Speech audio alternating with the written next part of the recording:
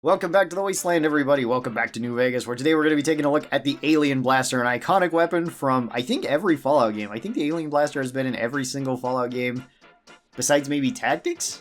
I think Tactics was the only one that didn't have the Alien Blaster, because 1, 2, 3, 4, and New Vegas all have the Alien Blaster. I believe 76 does too. Still haven't played that game. But I think that one also has the Alien Blaster. So the Alien Blaster you can actually only find if you have the Wild Wasteland perk, or Wild Wasteland trait, sorry. So you have to take this at the very start of the game if you would like to take it. I don't think that you can go and get the unique Gauss rifle, then go and reset this at Old World Blues, and then go and get the Alien Blaster. I don't believe it works that way. I think you have to pick this right at the very start of the game in order to get that, and I don't think it works the other direction either. So this is at the very north part of New Vegas. It's kind of out in the middle of nowhere. If you have the Wild Wasteland trait, you go up there, and then there is aliens up there. If you kill the aliens, then the captain of the aliens has the Alien Blaster on him and has the ammo cells that you have to use for this. This does also take unique ammo. So the Alien Blaster for stats requires 75 energy weapons to wield and only 1 strength. So if you're going with an energy weapons build, you can actually rush this really early on if you would like. This one does 75 damage per shot, which is quite high. 131 damage per second. The Alien Blaster does shoot kind of slow, and it has, I would say, like plasma shot level speed when the projectiles are actually going. So you do kind of have to lead your shots a little bit if you want to hit things. It also has a much smaller hitbox than Plasma, which has a much bigger hitbox. This is basically like the actual cell that you see flying at them. This does 50 crit damage, which is kind of weird. It has less crit damage than it has regular damage, but 50 crit damage is still pretty good. This also has a 100% crit chance because it has a 100 times crit modifier on it. It's the only weapon that has this. So normally if you had something like 10 luck, you would have a 10% crit chance, and then this would be multiplied by the chance modifier. With this being 100 times though, this doesn't exceed 100% crit chance though either. It only goes up to there because it wouldn't really matter if you exceeded that at all.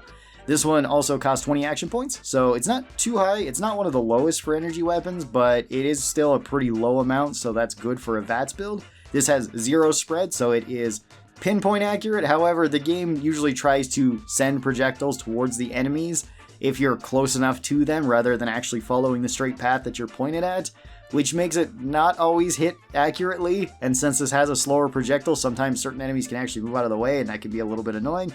This holds 10 rounds in it, which is fine. That's decent enough for a handgun. This weighs 2 weight, so it is affected by the Pack Rat perk if you want to cut it in half.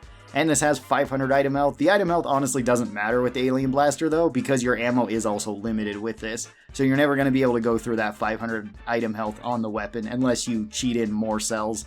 Similar to what I did in the background footage so that I could get more footage for this. For the general pros of the Alien Blaster, this one does do pretty high damage. It has really great crits because every hit is a crit, so its damage is pretty decent that way. It has high-ish damage per second because of those crits. It depends on how close you are to enemies though. At long range, I don't think the Alien Blaster is very good.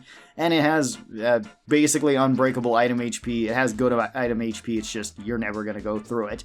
For the cons of this though, it has 2 major cons. One is that you do have to take the Wild Wasteland trait, which we've already talked about. That locks you out of the unique Gauss rifle. However, you also get access to the unique hand grenade, so if you consider that enough of a pro, that's cool. And the other con is that this has limited ammo. You only get the amount of shots that the aliens have on them, and that is it. You can't get any more ammo anywhere else in New Vegas, unless of course you're going to spawn them in like I did, which makes it so this weapon does have a certain amount of life to it, where after that point it no longer serves any function because you don't have any more shots for it. There are also a couple of perks that can help out with this, that kind of help out with most energy weapons. Meltdown is a really good one, because that makes it so if you kill something, it can explode and deal more damage to everything around it. That's pretty good for more crowd control. VATS perks are also nice for this, and just energy weapon builds in general, so if you want to go with Math Wrath, or if you want to go with Action Boy, Action Girl, they're really good. Just gets you more uses in VATS, which makes it so you're probably using up less overall ammo. And speaking of the ammo, this does only have 1 ammo type, and that is the Alien Power Cells. There is a limited amount of these. Usually, whenever I've gotten this from the aliens, you get about like 200-ish, which 200 shots from a decent handgun is still okay, especially if you want to rush this early on. But it's going to be difficult if you want to be using this as like your standard handgun as an energy weapon build, unless you just don't plan on using a handgun very often. The alien cells also don't do anything unique. They're just the standard damage that the Alien Blaster already has on it. So that makes it for a rating kind of difficult for the Alien Blaster, because on paper the Alien Blaster should honestly be like an S tier for handguns, But in terms of practical use, you could easily argue it to like an F tier. So I'm going to split the difference and I'm just going to put it into C tier.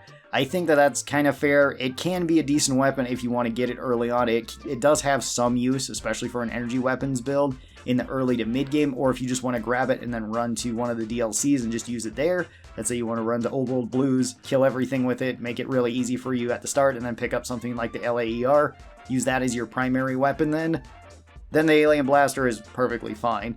But let's say you're doing a guns build, this doesn't really have much use, and you're probably just going to spam it at something, and then afterwards you're just going to drop it and not really care about it, or maybe sell it, or just keep it in your collection because it is one of a kind. So yeah, tell me your thoughts on the Alien Blaster down in the comments below. I would love to hear them. How do you guys enjoy using this?